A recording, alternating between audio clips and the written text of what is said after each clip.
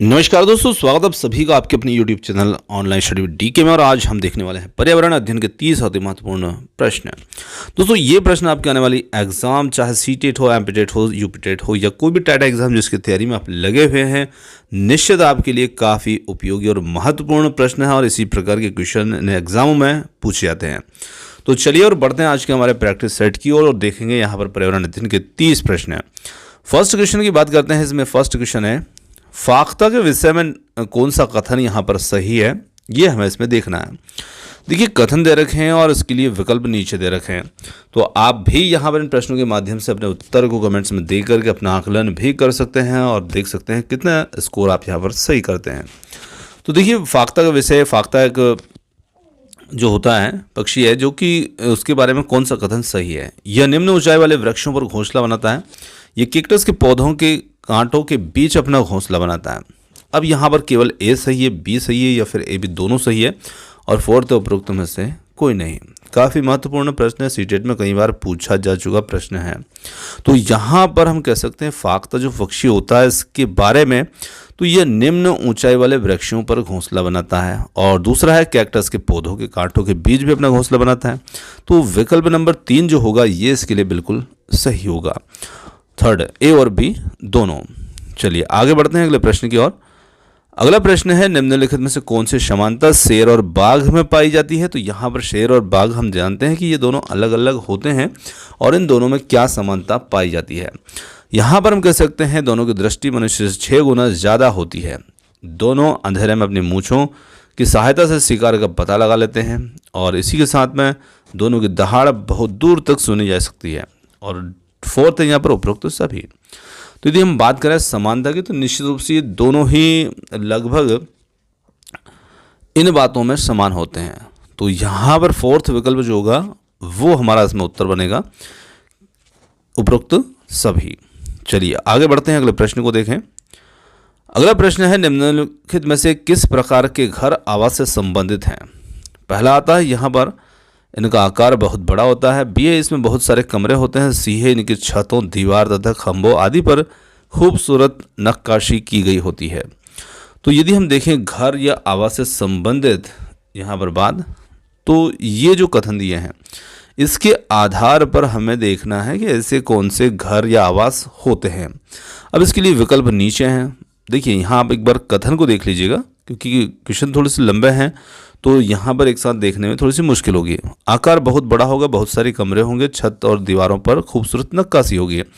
अब यदि हम देखें तो ये ऐसे घर जो होते हैं कौन से होते हैं, ऊंची इमारतें होती हैं, हवेली महल होते हैं, 1 और 2 दोनों होते हैं। और फोर्थ है यहाँ पर उपरोक्त में से कोई नहीं। तो निश्चित रूप से हम कह सकते हैं कि ऐसे घर या तो हवेली होंगे या फिर महल होंगे जिनका आकार बड़ा होगा, बहुत सारे कमरे होंगे, खूबसूरत नक्काशी की गई होगी। तो निश्चित रूप से हवेली या महल जो होते हैं इनमें इस प्रकार के गुण होते हैं। दूसरा विकल्प इसके लिए हमारा बिल्कुल सही है। आगे बढ़ते हैं, रैन बसेरे के विषय में निम्न में से कौन सा कथन यहाँ पर सही है। ए है, ये बेघर लोगों का आश्रय स्थल होता है। बी है, रैन बसेरों में बेघरों को निःशुल्क बिस्तर की सुविधा उपलब्ध कराई जाती है। सी है, इनका संचालन स्वयंसेवी संगठनों के द्वारा भी होता है। अब देखिए ये कथन है और इसके आधार पर हमें रैन बसेरे के विषय में जो सही कथन है उसको देखना है। तो देखिए यहाँ पर पहले विकल्प में दिया है ए और बी, दूसरे में दिया ए और सी, थर्ड में दिया है यहाँ पर बी और सी। और यदि हम चौथे की बात करते हैं तो उसमें दिया है यहाँ पर ए, बी और सी तीनों।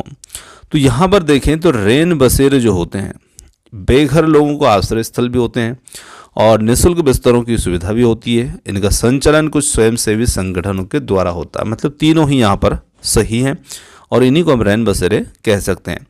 तो विकल्प नंबर 4 जो रहेगा वो इसके लिए बिल्कुल ठीक है। चलिए आगे बढ़ते हैं। निम्नलिखित में से कौन सा कथन यहाँ पर सत्य है। रजत मछली एक कीड़ा है। बी है, रजत मछली जल में नहीं रहती। सी है, डॉग फिश समुद्री जल में पाई जाती है। अब यदि यहाँ पर हम देखें तो जो कथन यहाँ पर सत्य है इन तीनों में से वो हमें इसमें देखना है। तो देखिए रजत मछली एक कीड़ा है, ये भी सही है। रजत मछली जल में नहीं रहती, ये भी सही है। और डॉग फिश समुद्री जल में पाई जाती है, ये भी सही है। तो कहने का मतलब है कि यहाँ पर चौथा विकल्प जो होगा ए, बी, सी तीनों ही इसमें सही है। चलिए आगे बढ़ते हैं अगले प्रश्न की ओर। निम्नलिखित में से कौन से जीव समुद्री जल में निवास करते हैं। ऑक्टोपस व्हेल विद्युत किरण है, स्टारफिश है। तो यहाँ पर ये कुछ समुद्री जीवों के नाम हैं और इसमें यदि हम देखें तो जो समुद्री जल में निवास करने वाले जीव होते हैं वो वैसे तो ये सभी हैं। तो निश्चित रूप से समुद्री जल की यदि हम बात करेंगे तो ऑक्टोपस भी होगा, उसमें व्हेल भी होगा, विद्युत किरण भी होगा, है ना, स्टारफिश भी होगा। तो ये चारों ही आते हैं। अब देखिए विकल्प यहाँ पर चयन करना है हमें कि ABC, BCD या फिर ABD या फिर फोर्थ है ABCD। तो निश्चित रूप से फोर्थ विकल्प इसके लिए बिल्कुल ठीक है, जिसमें चारों ही शामिल होंगे। आगे देखिए, ये पक्षी सबसे ऊंचे पेड़ पर अपना घोंसला बनाता है जिनका आकार 4-5 फीट होता है और ये घोंसले का उपयोग कई सालों तक करता है या रहता है। तो ये देखिए सबसे ऊंचे पेड़ पर, तो आपने और भी हमारे पर्यावरण अध्ययन के प्रैक्टिस सेट पढ़े होंगे, तो उसमें हमने कई बार बताया है कि सबसे ऊंचे पेड़ पर चील जो होता है वो घोंसला बनाता है और सबसे ऊंची डाली पर बनाता है कौवा। ठीक है ना। तो यहाँ पर हमारा उत्तर बनेगा इसमें चील, विकल्प ए इसके लिए एक जो हो सही है। चलिए आगे देखें। अगला प्रश्न है निम्नलिखित में से कौन से सही है। तो यहां पर देखना है उस सही कथन को। कबूतर और गौरैया मनुष्य के घरों में भी घोंसला बनाकर रहती है। बी है गिद्ध चील छोड़े हुए गिद्ध जो होता है वो चील के छोड़े हुए घोंसले में भी रहता है। और सी है उल्लू पेड़ के खोखले भाग में अपना घोंसला बनाते हैं। अब इसमें से सही कौन सा है ये हमें देखना है। तो यदि हम देखें तो कबूतर गौरैया घरों में भी घोंसले बना लेती है, बिल्कुल सही है। पुराने खंडरों में आपने देखा कबूतर घोंसले बना लेती है। गिद्ध चील के छोड़े हुए घोंसले में भी रहता है, ये भी सही है। उल्लू ये खोखले तने में रहता है, ये भी सही है।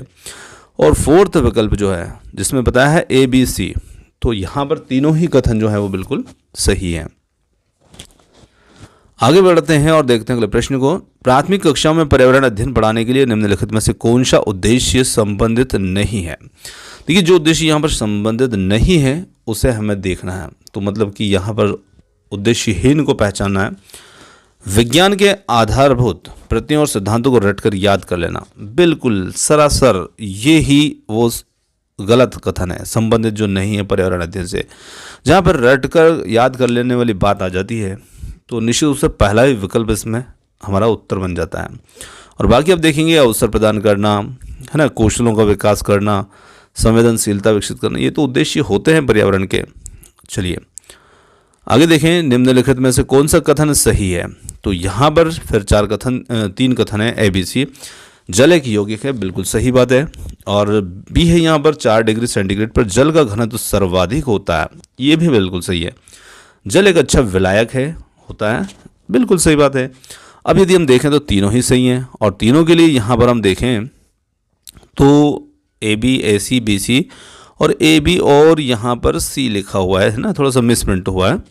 तो जो फोर्थ विकल्प होगा हमारा ये, जिसमें AB और यहाँ पर C जो था वो मिस हो गया है ना, तो ये इसके लिए हमारा उत्तर बन जाएगा। चलिए आगे देखें। राधा एक बर्फीले स्थान का भ्रमण करती है और जहां वह देखती है कि कुछ लोग बर्फ में छिद्र करके मछली पकड़ने का कार्य कर रहे हैं, ऐसी घटना क्यों संभव हो पाती है, बताइए। मतलब बर्फ के नीचे मछलियां हैं और नीचे मछली है तो निश्चित रूप से जल वहां पर बर्फ के रूप में नहीं है, है ना, बर्फ ऊपर ऊपर जमी हुई है। तो यहाँ पर हम कह सकते हैं कि सतह पर बर्फ जमा होता है लेकिन अंदर जल द्रव अवस्था में रहता है, बिल्कुल सही बात है। और दूसरा यहाँ पर है बर्फ में मछली जमी हुई होती है, विभिन्न मछलियों शीत निद्रा में बर्फ में होती है। फोर्थ उपरोक्त सभी, तो बिल्कुल ये तो सभी तो हो नहीं सकते हैं क्योंकि पहला ही विकल्प इसके लिए ठीक है, जहाँ पर सतह पर बर्फ जमा होता है लेकिन जल अंदर द्रव अवस्था में होता है। आगे देखिए। मोहन देखता है कि उसकी कक्षा में शिक्षक आर्द्रता को मापने वाले यंत्र का रेखा चित्र दिखा रहे हैं और निम्नलिखित में से कौन सा यंत्र है। तो देखिए आर्द्रता मापने का यंत्र है और आर्द्रता मापने का यंत्र जो होता है उससे हम क्या कह सकते हैं, तो निश्चित रूप से थर्मामीटर, हाइड्रोमीटर, हाइग्रोमीटर, लैक्टोमीटर। तो वो होगा यहाँ पर आर्द्रता मापने का यंत्र हाइग्रोमीटर। आगे बढ़ते हैं अगले प्रश्न की ओर और देखते हैं अगले प्रश्न को। निम्नलिखित कथनों में से कौन सा कथन सही है। ए है धरातल पर पाए जाने वाला अधिकांश जल हमारे लिए उपयोगी नहीं है। बी है जल वायुमंडल में भाप और आर्द्रता के रूप में बहता है, केवल एक सही है, केवल बी सही है, या फिर थर्ड है ए और बी दोनों सही है। और फोर्थ में ना तो ए सही है और ना ही बी सही है। तो हम देखें तो दोनों ही कथन सही है, तो कहने का मतलब है कि ए और बी दोनों ही इसमें सही है। चलिए आगे बढ़ते हैं। शिक्षक कक्षा में मृत सागर के विषय में बताते हैं और निम्नलिखित में से कौन सा मृत सागर के विषय में सही कथन है। मृत सागर में लवणता सर्वाधिक होती है, मृत सागर में लोग डूबते नहीं हैं, और सी है मृत सागर की लवणता 300 ग्राम प्रति लीटर होती है। तीनों ही सही हैं बिल्कुल, है ना। तो विकल्प नंबर 4 इसके लिए ठीक होगा, जहां पर ए बी सी बताए गए हैं। आगे बढ़ जाते हैं अगले प्रश्न की ओर और देखते हैं अगले प्रश्न को। अगला प्रश्न यहाँ पर आता है हमारे पर्यावरण को बचाने के लिए 3 प्रकार के आर होते हैं। अब वो आर कौन कौन से हैं? कम उपयोग, पुनः चक्रण, पुनः निर्माण। अब इसमें आप देखेंगे पुनः उपयोग आगे कर दिया, पुनः संरचना, पुनः निर्माण, कम उपयोग, पुनः चक्रण, पुनः उपयोग, या फिर कम उपयोग, पुनः चक्रण, पुनः संरचना। तो हम देखें तो देखिए कम उपयोग कीजिए, जिसकी जितनी आवश्यकता है उतना है उसको उपयोग करें, फिर उसको पुनः चक्रण भी आप करें और फिर उसको पुनः उपयोग भी करें। मतलब रिसाइकलिंग भी होना चाहिए, है ना, और रीयूज़ भी होना चाहिए और थोड़ा सा कम उपयोग भी होना चाहिए। तो यहाँ पर 3 प्रकार के आर जो हैं वो इनसे इस प्रकार संबंधित हैं। आगे देखें अगले प्रश्न को। आरबीसी तथा विटामिन B12 के संश्लेषण में कौन महत्वपूर्ण भूमिका निभाता है? तो यहाँ पर देखिए मैग्नीशियम है, तांबा है, जस्ता है, कोबाल्ट है। तो कोबाल्ट जो होता है ये विटामिन B12 है ना, ये कोबाल्ट होता है विटामिन B12 की संश्लेषण में महत्वपूर्ण भूमिका निभाता है। और ये प्रश्न पूछा था विटामिन B12 में कौन सी धातु है, तो कोबाल्ट होगा। विटामिन B12 का नाम आप देखेंगे तो नाम भी साइनोकोबलामिन है ना, कोबलामिन मतलब कोबाल्ट धातु उसके अंदर है। तो इस प्रकार से ये रिलेटेड है। आगे देखें, निम्नलिखित में से कौन सा सुमेलित नहीं है, यहाँ पर पहचान नाम है। तो जलोद्भिद है कमल, बिल्कुल सही बात है। लवणोद्भिद है बरगद, जो सुमेलित नहीं उसे देखना। लवणोद्भिद बताया है बरगद को, देखिए यही इसमें गलत है, क्योंकि बरगद आप देखेंगे लवणोद्भिद क्षेत्र में नहीं होता है ना, समुद्भिद क्षेत्र में पाया जाता है। और समुद्भिद है मक्का, मरुद्भिद है कैक्टस, ये तो बाकी ठीक है, पर यही इसमें गलत है। आगे देखें, चमेली का तेल उसके कौन से भाग से निकाला जाता है? फल से, फूल से, बीज से, या फिर 4th इनमें से कोई नहीं। तो हम कह सकते हैं चमेली का तेल उसके फूलों से निकलता है, और दूसरा विकल्प इसके लिए सही है। आगे देखें, बाज, गिद्ध, चील जैसे पक्षी अपने शिकार को दूर से ही देख लेते हैं, क्योंकि वे आसमान में ऊपर उड़ते हैं, वे बहुत तेज उड़ते हैं, उनकी दृष्टि मनुष्य से 4 गुना तेज होती है, उपरोक्त में से कोई नहीं। तो बहुत बार आया हुआ प्रश्न है, उनकी दृष्टि मनुष्य से 4 गुना ज़्यादा तेज होती है। आगे देखें, पर्यावरण अध्ययन की प्रकृति निम्नलिखित का समर्थन नहीं करती।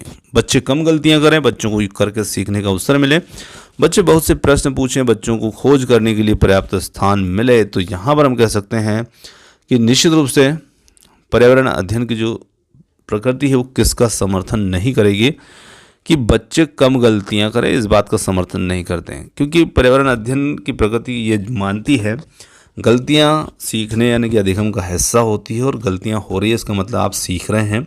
तो निश्चित रूप से कम गलतियां करना ये समर्थन नहीं करता है ना। और पहला विकल्प इसके लिए ठीक है। आगे देखें, यूफोर्बिएसी फैमिली की कौन सी फसल बायोडीजल उत्पन्न करने के लिए जानी जाती है? तो यहाँ पर देखें जेट्रोफा है ना, इसी के साथ में कैडेलनट ट्री है, कॉपर लीफ है, सर्पगंधा है। तो विकल्प ए जो होगा जेट्रोफा, ये यूफोर्बिएसी फैमिली का फसल है। चलिए आगे देखें, जल में किस रोगजनक सूक्ष्मजीव की उपस्थिति से संदूषण की सूचक है, यानी कि जल संदूषित हो चुका है, ये इस बात का सूचक कौन है? कोलिफॉर्म जीवाणु, क्लोरेला, स्पायरोगोरा, वॉल्वोक्स। तो यहाँ पर हम कह सकते हैं कि जो कोलिफॉर्म जीवाणु होता है इसकी उपस्थिति जल में संदूषण की सूचक मानी जाती है। चलिए आगे देखें, निम्नलिखित में से कौन हमारे पर्यावरण अपघटन के लिए उत्तरदायी नहीं है? तो नहीं पूछा है, जो अपघटन के लिए उत्तरदायी नहीं है, पर्यावरण का अपघटन नुकसान किस कारण से नहीं हो रहा है? तो देखें, ठोस अवशिष्ट फेंकना हो रहा है, वन उन्मूलन, तो वनों के उन्मूलन से, वनों को काटने से भी हो रहा है, वन रोपण से नहीं होगा, है ना, बाकी जीवाश्म ईंधन का उपयोग से भी हो रहा है। तो यहाँ पर 3rd विकल्प इसके लिए ठीक है। आगे देखें, रेशम की रासायनिक प्रकृति होती है कार्बोहाइड्रेट, वसा, प्रोटीन या वसा अम्ल।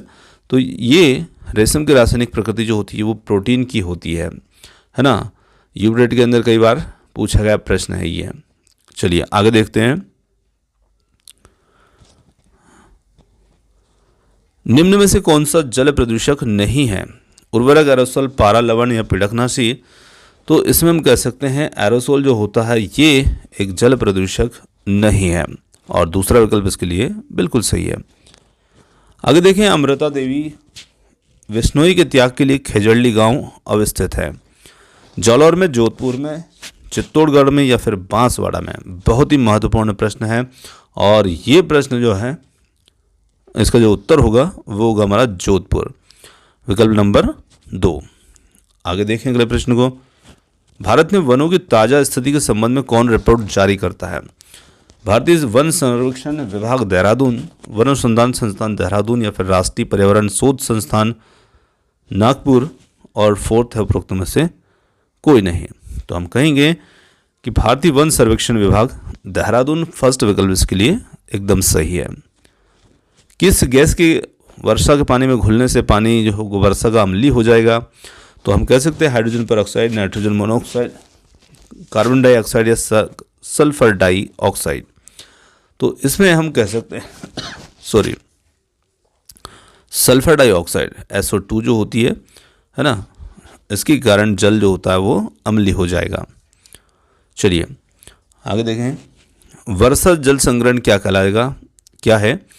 प्रयुक्त जल का संग्रह और भंडारण, वर्षा जल का जमाव और भंडारण, पानी का वितरण, और फोर्थ उपरोक्त में से कोई नहीं। तो यहाँ पर हम कह सकते हैं वर्षा जल संग्रहण जो है वो वर्षा जल का जमाव और भंडारण है। चलिए